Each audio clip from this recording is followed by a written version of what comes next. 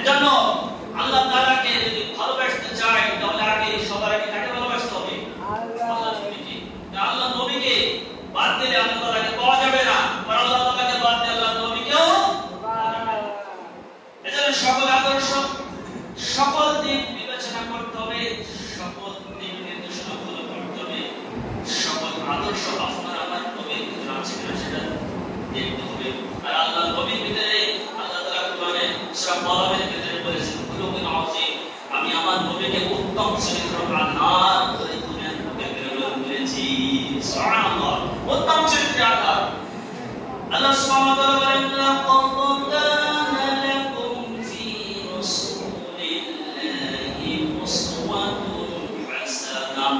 লাকাদ অবশ্যই কানা লাকুম ফি রাসূলিল্লাহি উসওয়াতুন হাসানাহ, যে আল্লাহ তাআলার জীবনের মধ্যে আল্লাহ তাআলার নবীর মধ্যে আপনার আমার জীবনে যা যা দরকার, কোন জায়গায় কি প্রয়োজন, সব আদর্শ আপনার আমার নবীর ভিতরে আছে না? বলে কোন আদর্শের পিছনে আছি, কোন আদর্শের পিছনে আছি, সেই নবীর আদর্শের ভিতরে যদি আপনি আমি থাকি তাহলে তো ভালো। আর যদি ওই নবীর আদর্শ যদি আপনার আমার ভিতরে যদি না থাকে তাহলে কিন্তু আপনি আমি হারা খেয়ে যাব।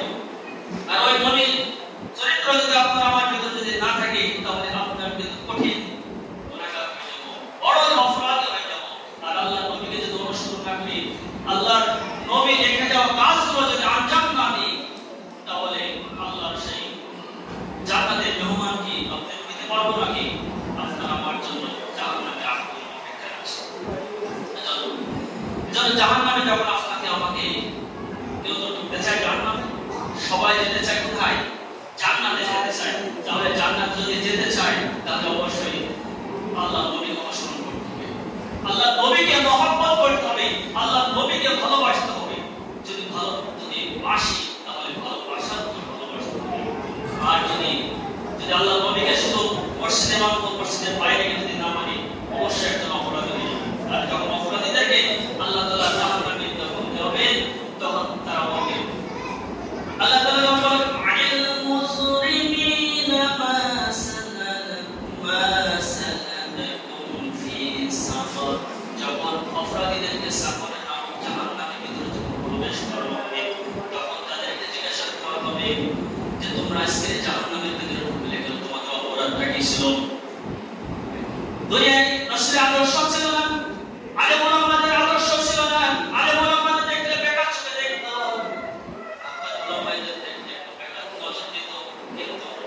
আজকে যখন তাদেরকে ওই জাহান্নামের ভিতরে যখন তাদেরকে ঢোকানো হবে, বলাবে যে তোমাকে আজকে জাহান্নামের ভিতরে ঢোকানো কেন হলো? ওই জাহান্নামে তাদেরকে রাখা হবে আমাকে قالوا لم نكن من المصلين। বলবে জাহান্নামীদেরকে যখন রাখা হবে, তাদের কাছে যখন জিজ্ঞাসা করা হবে যে তোমাদের কাছে কেন জাহান্নামে ফেলা হলো, কেন জাহান্নামে দেওয়া হলো, বলবে قالوا لم نكن من المصلين, আমরা মুসাল্লিদের অন্তর্ভুক্ত ছিলাম না, নামাজীদের সাথে ছিলাম না, নামাজ প্রতিষ্ঠার আন্দোলন যারা করতো তাদের দলে ছিলাম না। বুঝেছেন? এজন্য প্রিয় ভাইরা বাবাজিরা, নিজে নামাজ পড়তে হবে। নামাজ প্রতিষ্ঠার আন্দোলন যারা করে ওই দলের সাথে আপনার দলভুক্ত হতে হবে যদি পরকালে নাজাত পেতে চান। এরপর বলবে তোমাদেরকে এই জাহান্নামের ভিতরে প্রবেশ করানো হলো কেন?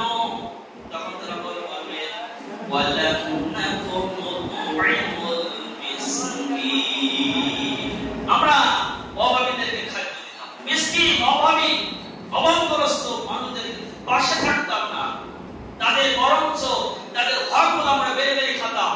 তাই কিনা বলে? চাল ডাল বিভিন্ন বিষয়গুলো যখন গরিব শ্রেণীর মানুষদের জন্য যখন দেওয়ার কথা বলা হয়তো, এক শ্রেণীর মানুষেরা ওইগুলো বেড়ে খেত। বিষয়টা আছে না সমাজে? বললাম দেখো মিসকিন, যে আমরা মিসকিন অভাবগ্রস্তদের পাশে ছিলাম না, তাদের খাদ্য দিতাম না, তাদের অধিকার আদায় করতাম না। এই কারণে আজকে আমাদেরকে এই জাহান্নামের ভিতরে ফেলা হয়েছে। এরপরে বলা হবে আর কি অপরাধ করেছিলেন যে কারণে এই অগ্নিকুণ্ডের ভিতরে তোমাদেরকে ফেলা হয়েছে? তারা বলবেন ওয়া কুননা নাখুদু মা'আল খায়িদিন। এরপর বলা হবে যে আমরা সত্যের বিরুদ্ধে যারা অপবাদ রটনা করে বেড়াতো, যারা সত্যের বিরুদ্ধে যারা থাকতো, আমরা তাদের দলে ছিলাম। দেখেন এই কোরআনের কথা, সূরা মুদাসসিরের 45 নম্বর আয়াত। যারা সত্যের বিরুদ্ধে অবস্থান করেছিল, সত্যের বিরুদ্ধে স্লোগান দিত, সত্যের বিরুদ্ধে কলম ধরত, সত্যের বিরুদ্ধে আইন প্রমাণ করত, তাদের দলে ছিলাম। তাহলে আপনি যদি নামাজ পড়েন, আপনি যদি বড় পরেজগার হয়, যারা সত্যের বিরুদ্ধে অবস্থান যারা করে, তাদের কাতারে যদি আপনি থাকেন, তাদের দলের একজন যদি পরিণত হন, তাহলে আপনি কোথায় যাবেন চিন্তা করেন। কোরআন থেকে বলছি, ওয়াকুন্না নাকুনু মা'আল খায়িদিন।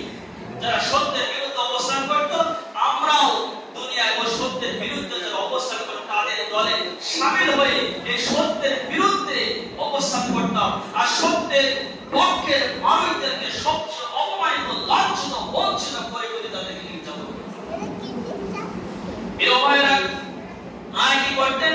জাহান্নামীদেরকে বলা হবে যে দুনিয়ায় তোমরা আর কি করতে, যে তোমাদেরকে অপরাধের কারণে জাহান্নামে প্রবেশ করানো হলো। আল্লাহ তাআলা কোরআনে বলছেন, ওয়া কুন্না নুকাল্লিবু বিয়াউমিদ্দিন, যে প্রতিফল দিবস মিথ্যা মনে করতাম, যে আমাকে একদিন হিসাব দিতে হবে, হাসরের ময়দানে আমাকে উঠতে হবে। এই দিনটা সেদিন আমি ভুলে গেছিলাম। এই দিনটা হবে বটে, কিন্তু আলেম সমাজ বলেছিল, কোরআনে ছিল বটে, কিন্তু বাস্তব জীবনে এটা আমরা মেনে চলতাম না। প্রিয় ভাইরা, বাবাজিরা,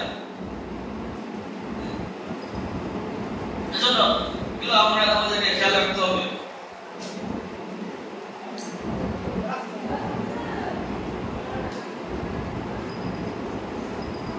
আল্লাহ রাসূল সাল্লাল্লাহু আলাইহি ওয়াসাল্লামের আদর্শ আপনার আমার প্রত্যেকটা জায়গায় মেনে চলতে হবে, ঠিক কি না?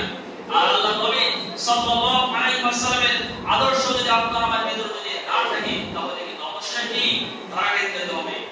আর আল্লাহ নবী সাল্লাল্লাহু আলাইহি ওয়াসাল্লামকে যদি অনুসরণ যদি না করি, অনুকরণ যদি না করি, তাহলে আপনাকে আমাকে নিশ্চিতভাবে জাহান্নামে যেতে হবে। কি হবে?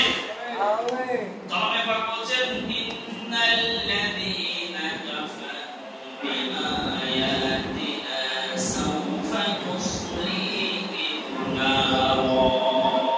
ইন্নাল্লাযীনা কাফারু, যারা কুফরি পথ অবলম্বন করত, যারা অস্বীকার করত, মানত না, বিআয়াতিনা, আমার নিদর্শনগুলোকে, আমার আয়াতসমূহকে, আমার আইনগুলোকে, তাদের অবস্থা কি হবে? সাওফা নুসলিহিম নার, আমি আল্লাহ তাদেরকে নার ওই জাহান্নামে আগুনে রাখব।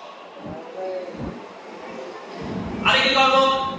কুল্লামা নুদিকু বিসাতাসুদুহুম বাদদালনাহুম জুনুদান গায়রাহা লিয়াযুকুল আযাব। আর আমি যখন তাদেরকে জাহান্নামে আগুনের ভিতরে ফেলবো, তাদের চামড়াগুলো সব পুড়িয়ে একেবারে সারকার হয়ে যাবে। এবার আল্লাহ তাআলা বলেন, জুনুদুহুম বাদালনাহুম জুনুদান গায়রাহা লিয়াযুকুল আযাব। তাদেরকে আমি আল্লাহ আবার নতুন চামড়া দেব এবং তাকে আযাব ভোগ করতে হবে। নাউযুবিল্লাহ। তাহলে আল্লাহ নবীকে মানা লাগবে কিনা বলেন? জাহান্নামে আগুনে ফেলা হবে, এই শরীরের চামড়াগুলো এত সুন্দর পরিপাটি করা চামড়াগুলো আগুনে দগ্ধ হবে। আবার আল্লাহ তাআলা নতুন চামড়া আবার দিবেন, আবারও জাহান্নামে আগুনে দগ্ধ হবে। এইভাবে আপনাকে আগুন ভোগ করতে হবে। প্রিয় ভাইরা, বাবাজিরা, এজন্য আল্লাহ নবী সাল্লাল্লাহু আলাইহি ওয়াসাল্লামকে জীবনের সকল ক্ষেত্রে আপনাকে মানতে হবে।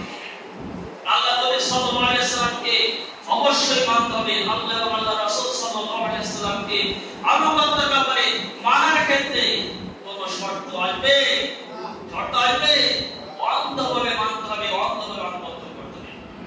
আল্লাহ রাব্বুল আলামিন বলেন, ইয়া আইয়ুহাল্লাযীনা আমানু আতিউল্লাহা ওয়া আতিউর রাসূলা ওয়া উলিল আমরি মিনকুম।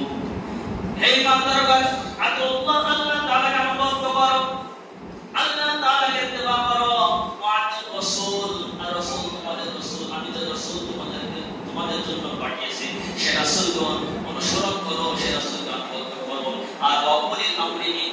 তোমাদের উলিল আমর যারা আনুগত্য হবে, উলিল আমর যারা নেতৃত্ব গুণাবে তাদের ভিতরে আছে। এখানে কেন উলিল আমর, উলিল আমরের ক্ষেত্রে আদম শব্দ নেই, কারণ আল্লাহ রাসূল সাল্লাল্লাহু আলাইহি সাল্লামকে আনুগত্য করতে হবে শর্তহীনভাবে, কোন শর্ত মানবে না। উলিল আমর, উলিল আমরের আনুগত্যের ক্ষেত্রে শর্ত লাগবে, ঠিক না? একজন আনুগত্য করতে বলবে আপনি আনুগত্য করবেন, সেটা হবে না। আপনাকে সেটা যাচাই বাছাই করে তারপরে সেটা আনুগত্য করতে হবে। আর আনুগত্যের ক্ষেত্রে যদি আপনার নেতা এই উলিল আমর, এই আমর আমির যদি নেতা যদি কথা বলে, আপনাকে মিলাইতে হবে যেটা কোরআনে আছে কিনা, হাদিসে আছে কিনা, আল্লাহ রাসূলের ভিতরে আছে কিনা। আর মুমিনদের ভিতরে যদি এমন কিছু দেখা যায়, তখন আপনাকে আমাকে যেতে হবে কোরআনের দিকে। আবার বলেন ফাইন তানাসামতুম ফি শাইইন ফারুদ্দুহু ইলাল্লাহি ওয়ার রাসূলি ইন কুনতুম তু'মিনুনা বিল্লাহি ওয়াল ইয়াউমিল আখির যালিকা খায়রুন ওয়া আহসানু তা'ওয়ীলা। ফাইন তানাসামতুম, যদি তোমাদের ভিতরে আশঙ্কা দেখা দেয়, ফি শাইইন ফারুদ্দুহু, যদি কোনো তোমাদের ভিতরে বিভেদ দেখা দেয়, মতভেদ দেখা দেয়, অনৈক্য যদি দেখা দেয়, তাহলে ইলাল্লাহ, কোন দিকে যাব আমরা? আল্লাহর দিকে, ওয়া রাসূল, রাসূলের দিকে যাব। ইন কুনতুম তু'মিনুন, যদি আমরা আল্লাহর প্রতি ঈমান আনি, বিল্লাহি, আল্লাহর প্রতি, ওয়াল ইয়াউমিল আখির, আখিরাতের দিবসের প্রতি ঈমান আনি, তাহলে কি হবে? যালিকা খায়রুন ওয়া আহসানু তা'ওয়ীলা, এটাই হলো আমাদের জন্য সর্বোৎকৃষ্ট পথ। প্রিয় ভাইরা, বাবাজিরা, আল্লাহর নবী সাল্লাল্লাহু আলাইহি ওয়াসাল্লামের জীবনে অনেক সুন্দর সুন্দর কথা শুনবেন আমাদের প্রিয় মেহমানদের কাছ থেকে। আমি কত ভালো আলোচক নয়, কত ভালো কথা আলোচনা করতেও পারি না, শুধু যে একটু কথা বললাম, আমাদের মেহমান চলে আসছে। হ্যাঁ প্রিয় ভাইরা, বাবাজির জন্য আসেন, বিনীতভাবে অনুরোধ জানাই যে আপনাদের কাছে যে আল্লাহর নবী সাল্লাল্লাহু আলাইহি ওয়াসাল্লামের জীবনে যদি আপনি শিক্ষা নিই, আর আল্লাহর নবী সাল্লাল্লাহু আলাইহি ওয়াসাল্লামের উপরে বেশি বেশি দরুদ পড়ি, আল্লাহর নবী সাল্লাল্লাহু আলাইহি ওয়াসাল্লামের রেখে যাওয়া কাজগুলো আঞ্জাম দিই, আল্লাহর নবী সাল্লাল্লাহু আলাইহি ওয়াসাল্লামের 40 বছর জিন্দেগির পর আপনাকে মানতে কোনো সমস্যা নাই, মানতে আপনি অক্ষরে অক্ষরে মানতে আপনারা রাজি। কিন্তু 40 বছর থেকে 63 বছর জিন্দেগিতে এই 23টি বছরের মানার ক্ষেত্রে আপনার আমার ভিতরে ঝামেলা তৈরি হয়, ঠিক না? আল্লাহর নবী সাল্লাল্লাহু আলাইহি ওয়াসাল্লামের 23 বছর জিন্দেগিতে 23টা বছরের মধ্যে 13টি বছর মক্কায় কাটালেন নবুয়তের জিন্দেগিতে, আর 10টি বছর মদিনায় পার করলেন। যে সমাজের মানুষেরা সূরা মুদাসসিরের ভিতরে বলা হয়েছে, তাফসীরের ভিতরে আসছে যে যে সমাজের মানুষেরা, মক্কার মানুষেরা আল্লাহর নবী সাল্লাল্লাহু আলাইহি ওয়াসাল্লামকে কত সুন্দর নাম দিয়েছে আল আমিন, আল্লাহর নবী সাল্লাল্লাহু আলাইহি ওয়াসাল্লামকে কত সুন্দর নাম দিয়েছে সাদিক। ওই সমাজের মানুষের এত ভালোবাসলো, এত মহব্বত করলো আল্লাহর নবী সাল্লাল্লাহু আলাইহি ওয়াসাল্লামের কি অপরাধ করলো যে আল্লাহর নবী সাল্লাল্লাহু আলাইহি ওয়াসাল্লাম 40 বছর বয়সে নবুয়ত পেলেন, আর সেই নবী হয়ে গেল পাগল, সেই নবী হয়ে গেল জাদুকর, সেই নবী হয়ে গেল গণক, সেই নবী হয়ে গেল জাদুকর, পদ্মদের অপদ্য ভাষায় গালিগালাজ করলো। তাহলে কি অপরাধ করেছিল? আল্লাহর নবী সাল্লাল্লাহু আলাইহি ওয়াসাল্লামের নবুয়তের জিন্দেগিতে আল্লাহর নবী সাল্লাল্লাহু আলাইহি ওয়াসাল্লাম কি অপরাধ করেছিল যে তাকে শিয়াবে আবু তালেবের 3.5 বছর ধরে মানবতার জীবন যাপন করা হলো? কি অপরাধ ছিল? আল্লাহর নবী সাল্লাল্লাহু আলাইহি ওয়াসাল্লামের কি অপরাধ ছিল যে মক্কা থেকে নিজের জন্মভূমি মক্কায়, এই মক্কা ছেড়ে মদিনায় হিজরত করতে হলো? প্রিয় ভাইরা, বাবাজিরা, এজন্য আল্লাহর নবী সাল্লাল্লাহু আলাইহি ওয়াসাল্লাম যে কাজগুলো করেছেন সেই কাজগুলো আপনাকে আমাকে করতে হবে। আল্লাহর নবী সাল্লাল্লাহু আলাইহি ওয়াসাল্লামের ব্যাপারে আল্লাহ পাকের কিতাব আল্লাহ বলেন, সূরা নিসা 65 নম্বর আয়াত, আলা ওয়া রাব্বিকা লা ইউমিনুনা হাত্তা ইউহাক্কিমুকা ফীমা শাজারা বাইনাহুম সুম্মা লা ইয়াজিদু ফী আনফুসিহিম হারাজান মিম্মা قضيت ويسلموا تسليما فلا ربك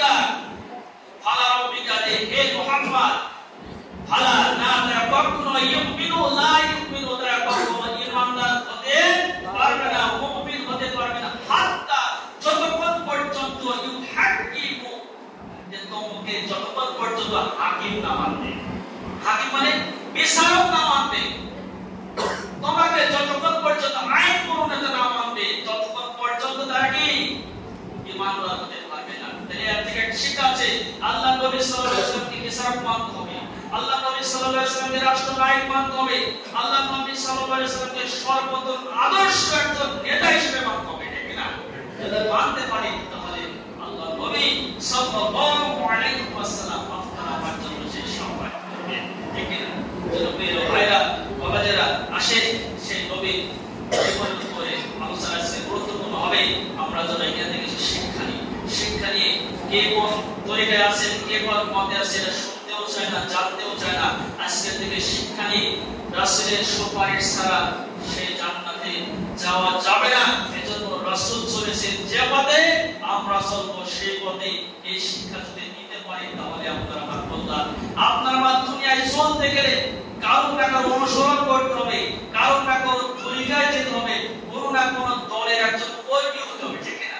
এবং দেখতে হবে কোন দলের ভিতরে, কোন তরিকার ভিতরে, কোন মতের ভিতরে আমাদের কর্মসূচি আছে, কারা ইসলামকে প্রতিষ্ঠিত করতে চায়, তারা কোরআনের আইনের সমাজে বাস্তবায়ন করতে চায়, তারা মানব রচিত আইন প্রণয়ন করতে চায়, প্রতিষ্ঠিত করতে চায়। এটা আমি জানি না, কারণ আপনার আমার ধর্ম হলো ইসলাম, সেই ইসলামটা কারাই জন্য প্রতিষ্ঠিত করতে চায় আপনার আমার চোখের সামনে এটা পরিষ্কার কিনা? আর কারা ইসলামের বিরোধিতা করে এটা পরিষ্কার কিনা? এটা জানার পরেও যদি আপনি ওই পথে চলে অবশ্যই আপনাকে আল্লাহ আপনাকে দাঁড়াইতে হবে। আর ইসলাম মানে আল্লাহ পাক কোরআনে বলছে সূরা ইমরান ওয়া মাইয়া ইয়াতাবি গায়রাল ইসলাম ফালা ইয়াকবালু মিন। আল্লাহ তাআলা বলছে যে ইসলাম মানে পশ্চিম কালেও আমার কাছে কোনো তন্ত্র মন্ত্র হবে না।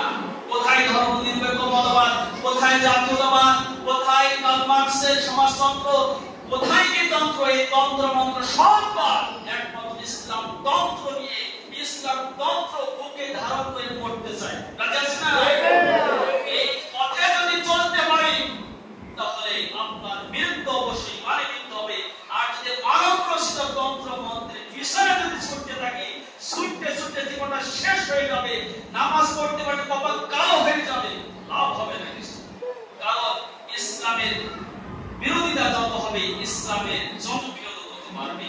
কারণ আল্লাহ নবী সাল্লাল্লাহু আলাইহি ওয়াসাল্লামের বিরুদ্ধে যত অপবাদ দেওয়া হয়েছে আল্লাহ নবীর জনপ্রিয়তা তত বেড়েছে, ঠিক না?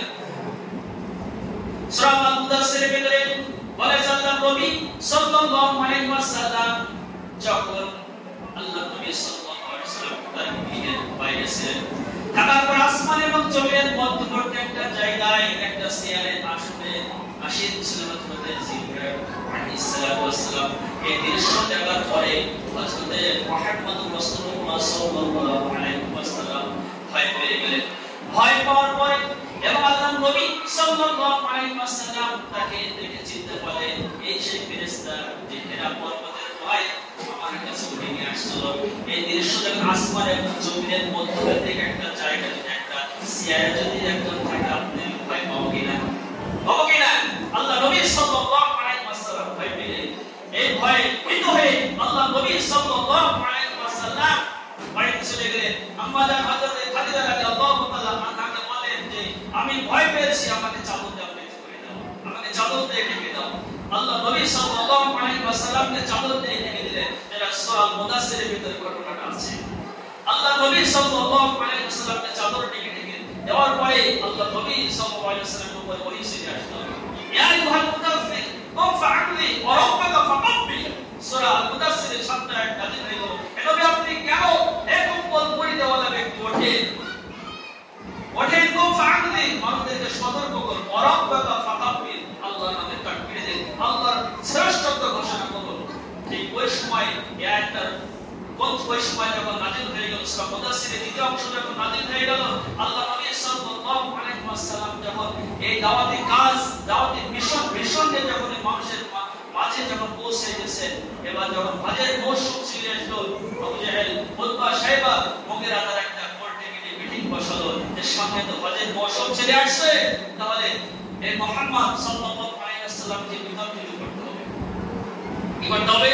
বিতর্কিত করতে হবে। কারণ যে আমাদের নেতৃত্ব, আমাদের কর্তৃত্ব সব তো বিলীন হয়ে যাচ্ছে, সব আস্তে আস্তে সব শেষ হয়ে যাচ্ছে, সব আস্তে আস্তে আল্লাহ নবীর দিকে মানুষের দলে দলে ঝাঁকে ঝাঁকে আল্লাহ নবীর দিকে চলে যাচ্ছে। তাহলে চলে আসলো এখন আবু জাহেল দায়িত্ব দিল ওয়ালিদ ইবনে মুগীরাকে। তাকে ওয়ালিদ ইবনে মুগীরাকে দায়িত্ব দেওয়া হলো যে কি করা যায় সিদ্ধান্ত তোমার করে দেওয়া হলো। সবাই মিটিং এ বসলো। মিটিং এ বসার পরে সিদ্ধান্ত নিল যে আমরা সবাই মিলে একটা কথা বলবো যে সারা পৃথিবী থেকে যখন আল্লাহর ঘর তাওয়াফ, কাবা ঘর যখন তাওয়াফ করতে আসবে, সবাই একটা কথা বলবো, তাহলে মানুষেরা বিশ্বাস করবে যে মুহাম্মদ সাল্লাল্লাহু আলাইহি ওয়াসাল্লাম সত্যিকার ইসলামের অনুসারক না। নাউযুবিল্লাহ বলেন। ওয়ালিদ ইবনে মুগীরা কর্মীদের সাথে বসে আছেন, পরামর্শ নিচ্ছেন তাহলে আমরা কি করা যায়, কি করতে হবে, পরামর্শ করছে। তাহলে মুহাম্মদকে আমরা একটা কথা বলবো, সবাই এক কথা এক বাক্যে হাজিদের মতো ধর্মের লেবাস পরে আমরা প্রবেশ করব আর মুহাম্মদকে বিতর্কিত করব। নাউযুবিল্লাহ বলেন। তাহলে কি করা যায়? মুহাম্মদ সাল্লাল্লাহু আলাইহি ওয়াসাল্লামকে ওই কাবা ঘর যখন তাওয়াফ করতে আসবে, হাজিদের মধ্যে আমরা ধর্মের লেবাস পরে যখন প্রবেশ করব, তখন আমরা বলবো যে মক্কা একজন যুবকের আবির্ভাব হয়েছে, ওই যুবকের ধারে প্রসাব করা যাবে না, ওই যুবক হলো জাদুকর। নাউযুবিল্লাহ।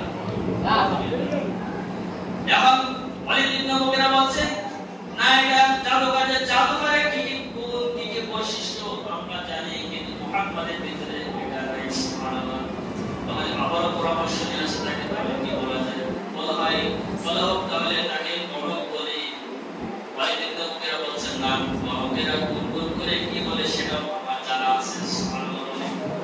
ওয়ালিদ ইবনে মুগীরা আবার বলছে তাহলে আমরা একটা ভিন্ন মাধ্যমে কি পরামর্শ করা যেতে পারে, যে এমন কথা বলবো ওই হাজিদের সামনে যে কথা বলে মুহাম্মদকে তাসবিহ হয়ে যাবে। তাহলে বলা যায় মুহাম্মদকে কবি বলবো আমরা। নাউযুবিল্লাহ। কি বলবো? কবি। কিন্তু ওয়ালিদ ইবনে মুগীরা বলছে না, কবিদের কবিতার ভাষা কি, কবিদের কবি তাহলে লেখক কি, লেখনী কি, সে সম্পর্কে আমার ধারণা আছে। এটা হবে সুবহানাল্লাহ। প্রিয় ভাইরা, বাবাজেরা, এজন্য সর্বশেষে আল্লাহ নবী সাল্লাল্লাহু আলাইহি ওয়াসাল্লামকে সিদ্ধান্ত হলো যে ওয়ালিদ ইবনে মুগীরা সিদ্ধান্ত নিল যে আল্লাহ নবীকে বলা হবে গণক। কি বলা হবে? গণক। এরপরে হাজী সাহেবদের মতো প্রবেশ হলো, মক্কার বড় বড় কাফির মুশরিকরা প্রবেশ করে মুহাম্মদ সাল্লাল্লাহু আলাইহি ওয়াসাল্লামকে বিতর্কিত করলো। কেউ যাকে বলা হলো পাগল, যাকে জাদুকর বলা হলো, সবাই এখন হাজী সাহেবরা বলছে যে লোকটা যে পাগল, গণক, জাদুকর, কেমন জাদুকর, কেমন পাগল, কেমন কবি, একটু দেখে আসি। অপপ্রচারও কি একটা পর্যায়ে, যে সমাজে মুহাম্মদ সাল্লাল্লাহু আলাইহি ওয়াসাল্লামের নাম খুব কম মানুষের কাছে পৌঁছেছে, এই কাফেরদের অপপ্রচারের কারণে আল্লাহ নবী তত জনপ্রিয়তা লাভ করেছে। সুবহানাল্লাহ। ইসলামের বিরুদ্ধে যত অবস্থান করবে, ইসলামের শক্তি, ইসলামের পাওয়ার, ইসলামের আলো তত পৃথিবীতে ঘুরে চলতেই থাকবে। সুবহানাল্লাহ। ভাইরা, বাবাদের অনেক কথা বললাম, আল্লাহ তাআলা যে কথাগুলো বললাম বক্তব্যগুলো আল্লাহ মাফ করে দেন। এখান থেকে কিছু শিক্ষা আমি নিতে চাই যে মহান আল্লাহ তাআলাকে আনুগত্য করব, আল্লাহ রাসূলকে অনুসরণ করব এবং আপনি দুনিয়ার জীবনে বেঁচে থাকার তাগিদে ভালো মানুষের